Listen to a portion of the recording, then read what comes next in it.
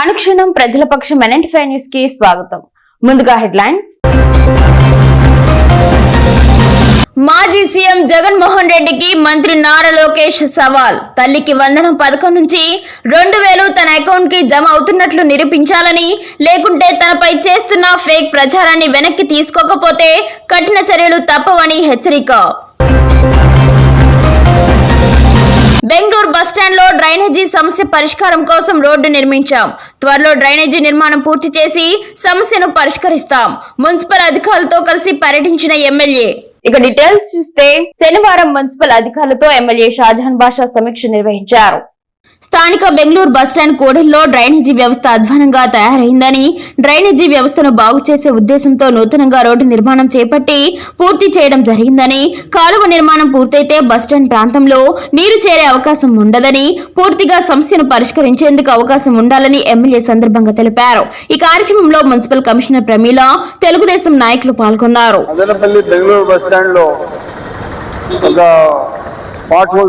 చాలా అసభ్యంగా ఉండింది. దానికి ఇప్పుడు తక్షణం ఒక రోడ్ కంప్లీట్ చేశాము.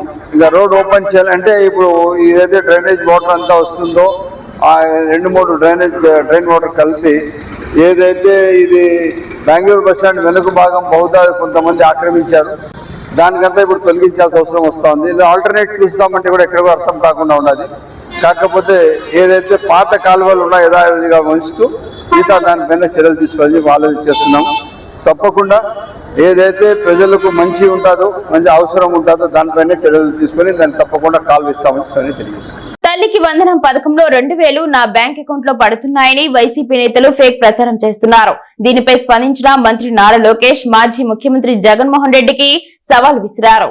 24 గంటలు టైం ఇస్తున్నా, దమ్ముంటే తల్లికి వందనం పథకంకు చెందిన 2000 రూపాయలు నా బ్యాంక్ అకౌంట్ లో జమ అవుతున్నాయని నిరూపించకపోతే మీరు చేస్తున్న ఫేక్ ప్రచారం వెనక్కి తీసుకోవాలని, బహిరంగంగా క్షమాపణ చెప్పాలని, లేకుంటే చట్ట ప్రకారం చర్యలు ఉంటాయని బహిరంగ సవాల్ చేశారు. ఫేక్ ప్రచారంపై కఠిన చర్యలు తప్పవని హెచ్చరించారు. నాపైన తీవ్రమైన ఆరోపణ చేసింది, వాళ్ళు అధికారికంగా ట్వీట్ పెట్టారు. వాళ్ళకి నేను 24 గంటలు సమయం ఇస్తున్నా. 2000 రూపాయలు నా బ్యాంక్ అకౌంట్కి వచ్చింది, నా జోబులోకి వచ్చిందని వాళ్ళు అంటున్నారు కనుక నిరూపించండి, లేదంటే ఆ స్టేట్మెంట్ విత్డ్రా చేయండి. ఈ 2 చేయకపోతే చాలా తీవ్రమైన పరిణామాలు ఉంటాయి. లీగల్గా నేను దీనిపైన ముందరికి వెళ్ళాలని నిర్ణయించుకుంటాం జరిగింది. ఎందుకంటే ప్రజలు కూడా ఒకటి గుర్తుపెట్టుకోవాలి, వైకాపా పార్టీ అనేది ఒక అబద్ధాన్ని 100 సార్లు చెప్పి నిజం చేసేదానికి ప్రయత్నించే పార్టీ. 2019 ఎన్నికల్లో కరెక్ట్గా వాళ్ళ సొంత బాబాయిని వాళ్ళే చంపేసి ఏకంగా నింద మా నాయకుడు చంద్రబాబు నాయుడు గారి పైన ఆనాడు వేశారు. మేము ఆనాడు సమర్థవంతంగా తిప్పికొట్టలేకపోయాం కనుకనే ప్రజలు నమ్మారు. కానీ ఇప్పుడు చూడండి, మదనపల్లె, కురుబలకోట మండలాల్లో ఇళ్లలో చోరీలకు పాల్పడే అంతర్రాష్ట్ర దొంగల ముఠాలోని 6గురిని అరెస్టు చేసినట్లు డీఎస్పీ మహేంద్ర తెలిపారు. శనివారం సాయంత్రం మీడియా సమావేశంలో మాట్లాడుతూ అన్నమయ్య జిల్లాలోని కురుబలకోట మండలం చేనేత నగర్ బస్టాప్ వద్ద ఈ నెల 14న 6గురు అనుమానాస్పద స్థితిలో ఉండగా పట్టుకుని 20 లక్షల విలువ చేసే 150 గ్రాముల బంగారం, 762 గ్రాముల వెండి ఆభరణాలు, 5,28,000 నగదును సీజ్ చేసి కేసు నమోదు అనంతరం అరెస్టు చేసినట్లు తెలిపారు. అరెస్టు అయిన వారిలో మదనపల్లి TNR కాలనీకి చెందిన మౌలాలి అలియాస్ బాబు 52 సంవత్సరాలు, కర్ణాటక రాష్ట్రం చింతామణి జోగుల గడ్డకు చెందిన శంకర్ 48 సంవత్సరాలు, కురుబలకోట నందిరెడ్డి గారి పల్లెకి చెందిన నరసింహలు 45 సంవత్సరాలు, మదనపల్లి బొమ్మన్చెరువు పాకలవారి పల్లెకి చెందిన నవీన్ కుమార్ 30 సంవత్సరాలు, కురుబలకోట చింతముక్కలపల్లికు చెందిన అనంత విశ్వనాథరెడ్డి 65 సంవత్సరాలు, గంగవరం మండలం మాడుగురుకు చెందిన నీరుగట్టి రమేష్ 44 సంవత్సరాలు తాళం వేసిన ఇళ్లలో దొంగతనాలకు పాల్పడేవారని చెప్పారు. నిందితులను పట్టుకోవడానికి ప్రతిభ కనబరిచిన Madanapalle rural circle CI Satyanarayana, crime CI Chandrasekhar, Mudivedu SI Dilip Kumar సిబ్బందిని డీఎస్పీ అభినందించి క్యాష్ రివార్డులను అందజేశారు. కూటమి ప్రభుత్వం ఏర్పడి ఏడాది అయినా ఎన్నికల్లో ఇచ్చిన హామీలను అమలు చేయలేక ప్రజల్లో మోసం చేస్తుందని కాంగ్రెస్ పార్టీ సీనియర్ నాయకులు ఎస్ రెడ్డి సాహెబ్ విమర్శలు గుప్పించారు. స్థానిక కాంగ్రెస్ పార్టీ కార్యాలయంలో ఏర్పాటు చేసిన విలేకరుల సమావేశంలో ఆయన మాట్లాడుతూ రైతులు, మహిళలు, యువతకు ఇచ్చిన హామీలను అమలు చేయలేదన్నారు. ఏ ఒక్క సంక్షేమ అభివృద్ధి పథకాలను అమలు చేయడం లేదని, ముఖ్యంగా తల్లికి వందనం పథకంలో 2,000 రూపాయలు కోత పెట్టడం దుర్మార్గమన్నారు. మదనపల్లి మెడికల్ కాలేజ్, మదనపల్లి జిల్లా బీటీ కళాశాలను, university, Kadapa Bengaluru railway line ఏమయ్యాయని ప్రశ్నించారు. ఏడాది పాలనలో ఇచ్చిన సూపర్ 6 పథకాలను అమలు చేయలేక చేతులు ఎత్తేశారని ఎద్దేవా చేశారు. అన్నదాత సుఖీభవ ఎప్పుడు అని నిలదీశారు. ఫ్రీ బస్ పథకం అమలు చేయడానికి ఏడాది సరిపోలేదా అని ప్రశ్నించారు. చేతగాని కూటమి ఎన్నికల హామీలు మరియు పాలనపై ప్రజల్లో వ్యతిరేకత మొదలైందని అన్నారు. రాష్ట్రంలో కేవలం పోలవరం, రాజధాని రెండే కాదని, ప్రజలకు ప్రతి ఒక్కటి అవసరమేనని, పాలకులు రాష్ట్రంలో ఉన్న అన్ని సమస్యలపైన దృష్టి సారించాలని, లేకపోతే మోసగాళ్లుగా ముద్ర వేసుకుంటారని హితవు పలికారు. మదనపల్లిని జిల్లాగా ప్రకటించి మెడికల్ కళాశాలను తొందరగా పూర్తి చేయాలని డిమాండ్ చేశారు. ఒక్క సంక్షేమ పథకం కానీ ఇప్పటి వరకు అమలు చేయలేదు. కూటమి ప్రభుత్వం అధికారం రావడానికి మెయిన్ కారణం సూపర్ 6 పథకాలు. సూపర్ 6 అమలులో ప్రభుత్వం పూర్తిగా విఫలమైంది. ఏ ఒక్క పథకాన్ని ఇప్పటి వరకు సమృద్ధిగా చేయకపోగా 1-2 మాత్రమే ఇప్పటి వరకు మొదలుపెట్టి పూర్తిగా సూపర్ 6 హామీల మీద నిలకడలేని తత్వాన్ని, ఆంధ్ర రాష్ట్ర ప్రజలను ఏదైతే ముందు నుంచి అలవాటు ఉందో చంద్రబాబు నాయుడు గారికి వాగ్దానాలు చేయడం, మరి ఏదో ఒకటి కుర్రిపెట్టి పూర్తిగా ప్రజలను మోసం చేయడం, అది యథావిధిగా సాగుతూ ఉంది. ఈ మధ్యనే కడపలో పెద్ద సమావేశం పెట్టారు. 1 సంవత్సరం తర్వాత సమావేశం పెడితే ఏ ప్రభుత్వమైనా కానీ వారు సంవత్సరంలో సాధించిన విజయాలు కానీ, సాధించిన అభివృద్ధిని కానీ, ప్రజలకు చేసిన మేలు కానీ ప్రతి ఒక్కటి ప్రపోజ్ చేయడానికి, ప్రజలకు మేము ఇది చేసినామని చెప్పుకోవడానికి సమావేశాలు పెడతారు. అలాంటిది ఏ ఒక్క అభివృద్ధి కార్యక్రమాన్ని కూడా విశదీకరించిన దాఖలాలు కడపలో లేవు. కేవలం పార్టీ సంస్థాగతంగా వాళ్ళ పార్టీ అంతర్గత వ్యవహారాలు మాత్రమే మాట్లాడుకొని అందరూ కలిసి భోంచేసుకొని వెళ్ళిపోయినారు తప్ప రాష్ట్రానికి ఫలాన్ని సాధించామని చెప్పే ఏ ఒక్క కార్యక్రమం కూడా ఆ పక్కన కనపడలేదు. అదేవిధంగా చంద్రబాబు నాయుడు గారు కానీ, నారా లోకేష్ గారు కానీ ఎన్నికలకు ముందు మదనపల్లికి వచ్చి ఇక్కడనే బెంగళూరు బస్టాండ్లో వాగ్దానం చేసిన అత్యంత ముఖ్యమైన వాగ్దానం మదనపల్లి జిల్లాను చేస్తామని.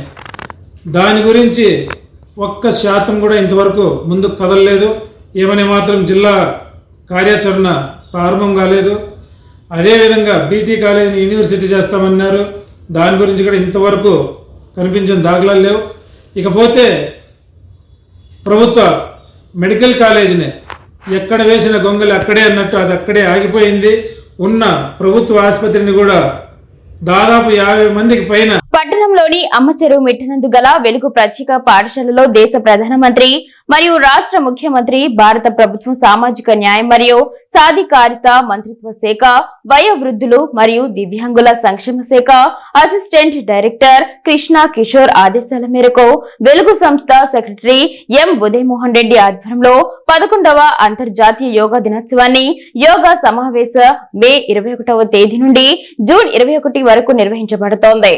ఇందులో భాగంగా శనివారం వెలుగు ఆవరణం నందు సూర్యోదయంలో నిర్వహించిన దివ్యాంగుల యోగ సభకు ముఖ్య అతిథులుగా సీనియర్ సిటిజన్స్ అసోసియేషన్ రాష్ట్ర ఉపాధ్యక్షులు మరియు అన్నమయ్య జిల్లా అధ్యక్షులు ఎన్ మునిగోపాలకృష్ణ, బీటీ కళాశాల రిటైర్డ్ ప్రొఫెసర్ మరియు కరెస్పాండెంట్ వైఎస్ మునిరత్నం, డైట్ కళాశాల retired professor Srinivasulu, retired administrative officer K Dhanalakshmi, Bommana చెరువు ప్రాథమిక ఆరోగ్య కేంద్రం మెడికల్ ఆఫీసర్ మహమ్మద్ ఫురాఖాన్ విచ్చేయగా పుష్పగుచ్చాలతో స్వాగతం పలికారు. ఈ సందర్భంగా ముఖ్య అతిథులు మాట్లాడుతూ మే 21వ తేదీ నుండి జూన్ 21వ వరకు నిర్వహించబడుతున్న యోగా మాసోత్సవాల్లో భాగంగా వెలుగు సంస్థలో దివ్యాంగుల యోగ సభ నిర్వహించి మమ్మల్ని ముఖ్య అతిథులుగా ఆహ్వానించడం మాకెంతో సంతోషంగా ఉందని, ప్రతి ఒక్కరూ తమ దైనందిన జీవితంలో కొంత సమయం కేటాయించాలని, ప్రతి ఒక్కరూ తమ ఆరోగ్యం కాపాడుకోవాలని తెలియజేశారు. ముందుగా యోగా మాస్టర్ డాక్టర్ అనితలక్ష్మి మాట్లాడుతూ యోగాతో సంపూర్ణ ఆరోగ్యం, మానసిక ప్రశాంతత సిద్ధిస్తుందని, ఆనందకరమైన జీవితానికి యోగా అవసరమని, వయసుతో నిమిత్తం లేకుండా పిల్లల నుంచి పెద్దల వరకు యోగాను ఆచరించాలని, మే 21వ తేదీ నుండి జూన్ 21 వరకు యోగా మాసోత్సవాలను జరుపుకుంటున్నామని తెలిపారు. యోగా ప్రార్థనతో ప్రారంభించి వివిధ రకాల యోగాసనాలు చేయించి యోగా శాంతి మంత్రతో ముగించారు. అనంతరం దివ్యాంగులు యోగాసనాలతో నృత్య ప్రదర్శన చేసి అందరినీ మంత్రముగ్ధుల్ని చేశారు. ఇందులో భాగంగా బొమ్మన చెరువు ప్రాథమిక ఆరోగ్య కేంద్ర మెడికల్ ఆఫీసర్ మహమ్మద్ ఫర్ఖాన్ మరియు వారి సిబ్బంది మెడికల్ క్యాంప్ నిర్వహించి వృద్ధులకు రక్త పరీక్షలు చేసి మందులను అందజేశారు. చివరిగా ఈ కార్యక్రమానికి విచ్చేసిన ప్రతి ఒక్కరికి వాటర్ బాటిల్స్, రాగి జావా, బిస్కెట్స్ అందజేశారు. ఈ కార్యక్రమంలో ధాత్రి ఫౌండేషన్ వారి అక్షయ ధాత్రి ఎగువ కురవంక స్టడీ సెంటర్ టీచర్స్ మరియు విద్యార్థులు, Velugu secretary M Udayamohan Reddy, convener R Bhagyalakshmi, principal P Leena Kumari, social worker M Geetha, warden Sweety, Velugu సిబ్బంది, వృద్ధులు పాల్గొన్నారు. రాష్ట్రంలోని తెలుగుదేశం కూటమి ప్రభుత్వం శుక్రవారం ప్రకటించిన తల్లికి వందనం కార్యక్రమాన్ని రాష్ట్ర ముఖ్యమంత్రి చంద్రబాబు నాయుడు గురువారం ప్రారంభించారు. సుమారు 10,098 కోట్ల రూపాయలు విడుదల చేసినట్లు ముఖ్యమంత్రి ప్రకటించారు. అయితే రాష్ట్రంలో 48,000 మంది మున్సిపల్ ఇంజనీరింగ్ మరియు పారిశుద్ధ్య కార్మికుల పిల్లలకు తల్లికి వందనం నిధులు జమ కాకపోవడం కార్మికులందరినీ తీవ్ర అసంతృప్తికి గురి చేసిందని, నిరుద్యోగులకు సంక్షేమ పథకాలు అమలు చేస్తామన్న మాట కూటమి ప్రభుత్వం నిలబెట్టుకోవాలని ఏఐటీయూసీ జిల్లా ప్రధాన కార్యదర్శి Sambasiva, AP municipal workers union Madanapalle municipality committee అధ్యక్ష కార్యదర్శులు మస్తాన్, చలపతి నాయుడు ప్రభుత్వాన్ని కోరారు. శనివారం మున్సిపల్ కార్మికుల పిల్లలకు తల్లికి వందనం పథకం వర్తింపు చేయాలని కోరుతూ సబ్ కలెక్టర్ కార్యాలయం వద్ద AP municipal workers union Madanapalle committee AITUC ఆధ్వర్యంలో నిరసన తెలిపారు. ఈ సందర్భంగా వారు మాట్లాడుతూ పారిశుద్ధ్య కార్మికులకు ఆదాయ పరిమితితో సంబంధం లేకుండా ప్రభుత్వ సంక్షేమ పథకాలన్నీ వర్తింపజేస్తామని ప్రభుత్వాలు హామీలు ఇచ్చాయి. ఇంజనీరింగ్ కార్మికులు చాలని వేతనాలతో బతుకుతున్నా తమ కుటుంబాలకు కూడా సంక్షేమ పథకాలు వర్తింపజేయాలని ప్రభుత్వాలకు మొరపెట్టుకుంటున్నారని తెలిపారు. ఒకే కుటుంబంలో ఎంతమంది పిల్లలు ఉన్నా తల్లికి వందనం అమలు చేస్తామని తెలుగుదేశం కూటమి ఎన్నికల మేనిఫెస్టోలో పెట్టారని, కానీ ఆచరణలో వచ్చేటప్పటికీ అందుకు భిన్నంగా మున్సిపల్ కార్మికుల పిల్లలకు మొండి చేయి చూపారని ఆరోపించారు. తక్షణమే ముఖ్యమంత్రి స్పందించి మున్సిపల్ పారిశుద్ధ్య ఇంజనీరింగ్ కార్మికుల పిల్లలకు తల్లికి వందనంతో పాటు ఇతర ప్రభుత్వ సంక్షేమ పథకాలన్నీ వర్తింపజేస్తూ ఉత్తర్వులు జారీ చేయాలని డిమాండ్ చేశారు. ఈ కార్యక్రమంలో ఏఐఎస్ఎఫ్ జిల్లా కార్యదర్శి మాధవ్, ఏఐటీయూసీ మదనపల్లి పట్టణ కార్యదర్శి తిరుమల, జిల్లా సమితి సభ్యులు దేవా, ఏఐటీయూసీ పట్టణ ఉపాధ్యక్షుడు వాసు, శ్రీనివాసులు, ఇంద్రాణి, జానకి, రాధా, నరసింహులు తదితరులు పాల్గొన్నారు. కొడితే నెట్లో వీళ్ళ గవర్నమెంట్ ఎంప్లాయీస్ అని చూపిస్తూ ఉంది.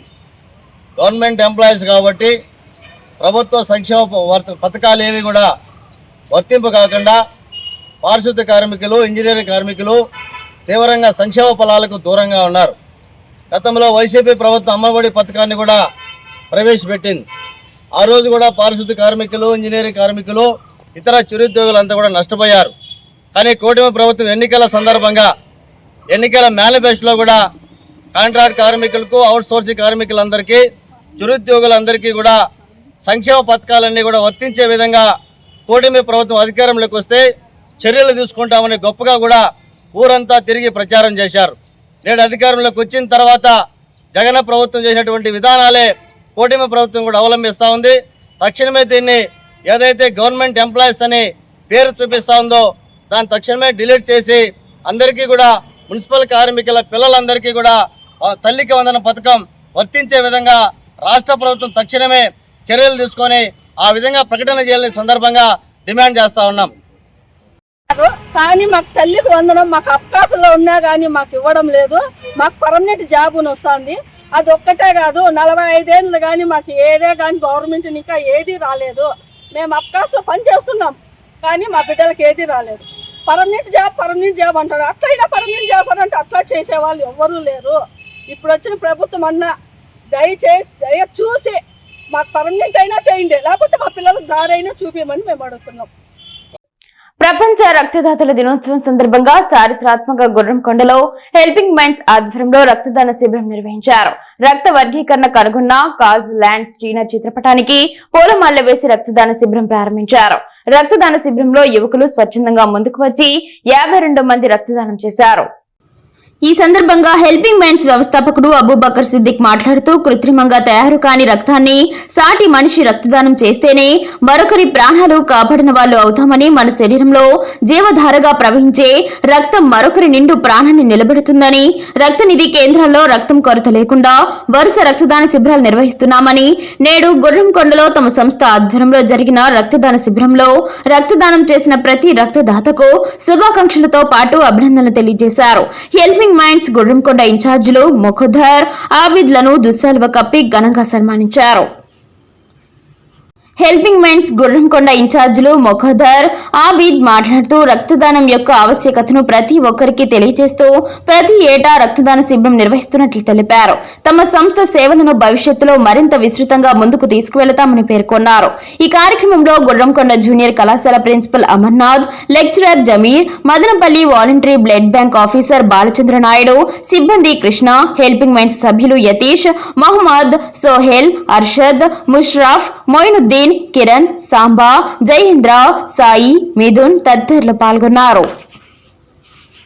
ఒక రక్తదానమే కాదు, అటువైపు కరోనా మృతదేహాల అంత్యక్రియలు, కరోనా పాండమిక్లో ఫుడ్ బ్యాంక్ సేవలు, శానిటరీ ప్యాడ్ బ్యాంక్ సేవలు, ఉచిత బాడీ ఫ్రీజర్ బాక్స్ సేవలు, క్యాన్సర్ బాధితులకి ఉచితంగా విగ్గులు అందించడం, అనాథ మృతదేహాల అంత్యక్రియలు.